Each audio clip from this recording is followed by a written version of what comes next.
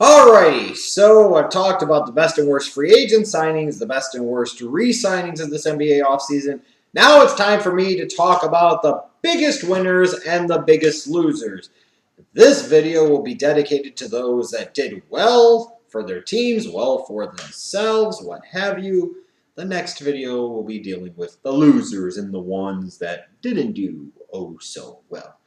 So let's go ahead and talk about the winners. And I will start off with the average starters getting max money. Guys like Wesley Matthews in their late 20s, coming off of a torn Achilles, getting almost $18 million a year. Reggie Jackson, a guy who's an average starter in the league, getting $16 million a year. Enes Kanter, a one-dimensional center, getting almost $18 million a year. Goran Dragic, a pretty good point guard who, by comparison, looks like he's a lot better of a deal compared to these other guys, getting $90 million over 5 years. These average starters getting superstar money.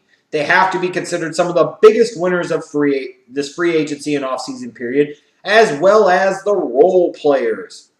I mean, DeMarre Carroll, who was the 5th guy for Atlanta this past year, got $15 million a year from the Toronto Raptors.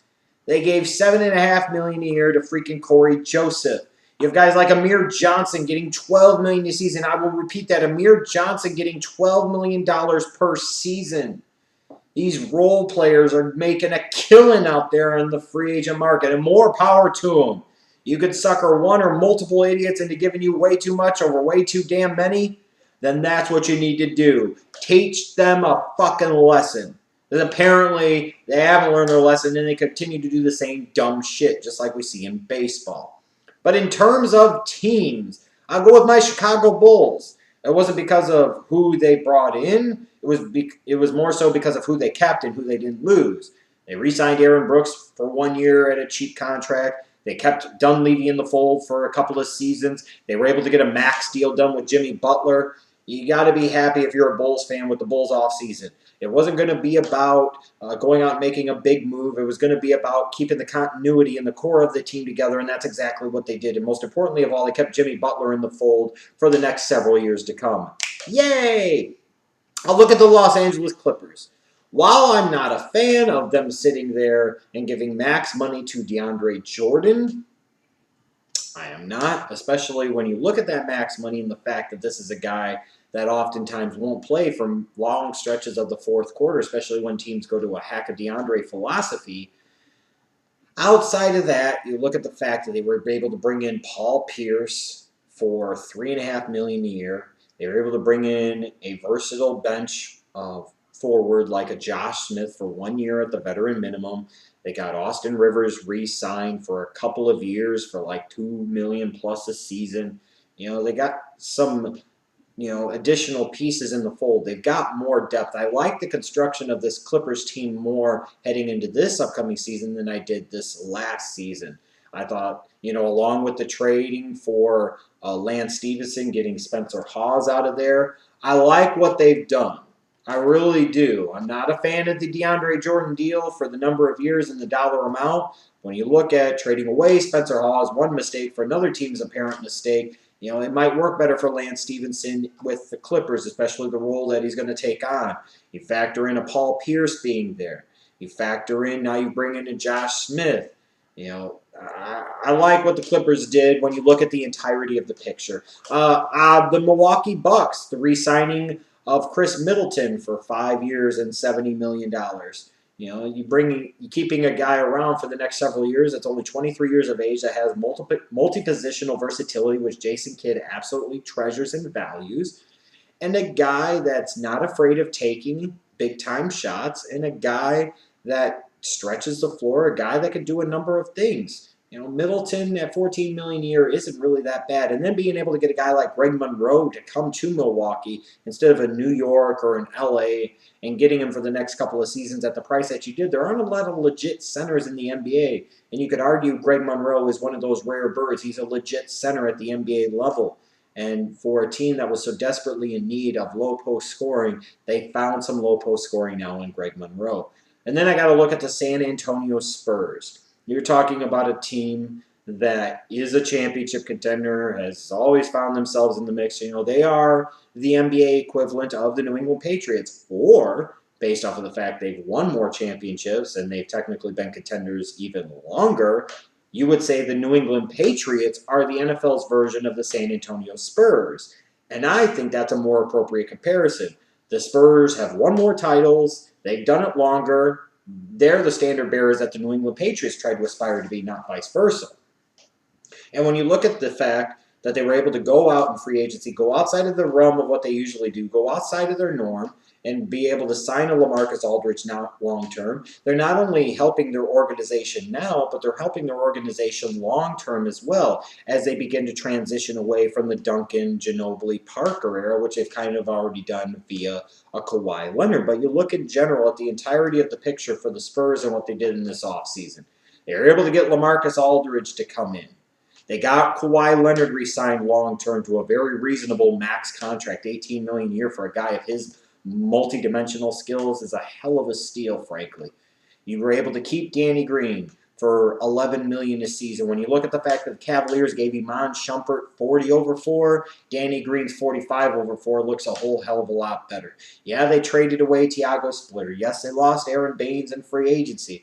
But you look at this team, too, and the fact they lost Corey Joseph as well, yes. But you look at the fact that they were able to get Duncan and Ginobili to come back on really affordable veteran deals that are absolute bargains. And then the fact they were also just able to sign somebody like a David West for the veteran minimum for a year, a guy who's still a starting four at the NBA level, they got to come off of their bench for the veteran minimum. I mean, will it work for the Spurs? Only time will tell. But when you look at the body of work and what they did, you have to really like it. They kept who they needed to keep. They got let go who they didn't really need. They traded away Splitter when they didn't really need him. And they were able to bring in guys and really shake up the team a little bit and help themselves both short-term and long-term transitioning to the Kawhi Leonard, LaMarcus Aldridge era coming up. So I thought the Spurs did outstanding for themselves. But one other team that I've got to give credit to that I thought really did well for themselves in this offseason and was basically just all one move was the Philadelphia 76ers. This is a team that has a 7-year plan. This is a team that, they're sitting there and treating it like they're being run like a hedge fund, and they're being run by venture capitalists or whatever you want to say. And they're all about acquiring draft pick currency and acquiring those type of commodities. They were able to sit there and get the Sacramento Kings to give them Nick Stauskas, their first-round pick last year, who the Sixers kind of coveted, and now they've gotten. They were able to get 2 veterans that could come in and help, and guys like Jason Thompson and Carl Landry at somewhat reasonable contracts, especially when you see the contracts that are being given out. They got a future first-round pick and the rights to swap 2 other future first-round picks with the Sacramento Kings for basically the rights to sit there and take on Jason Thompson and Carl Landry's salaries. That's a hell of a deal. And yes, most any other team would have done the same damn thing, but the Philadelphia 76ers benefited tremendously from the fact that the Sacramento Kings are idiots. The Sacramento Kings are trying to clear out cap space to sign guys like Rajon Rondo and Costa Koufos. All the while, the Philadelphia 76ers have gotten themselves a future first-round pick, in a couple of years, the rights to swap a couple of other first-round picks, where by that point in time, they could have a lower pick than the Sacramento Kings. God knows that is possible. So you have to sit there and give the Philadelphia 76ers and Sam Hinkie a lot of credit, at least for that one move. Because to be able to do what they did, I mean, that's nothing short of genius. Absolutely nothing short of genius.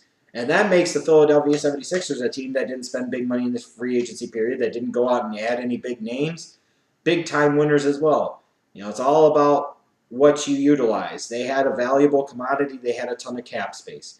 They had a desire to acquire future draft pick compensation, and they were able to get that from the Sacramento Kings. So hats off to the Philadelphia 76ers, because you ripped off the Kings in a bad, bad way.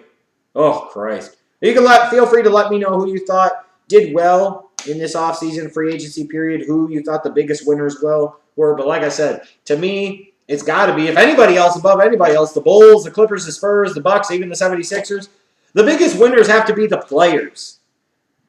The scrubs getting $5-6 million a year.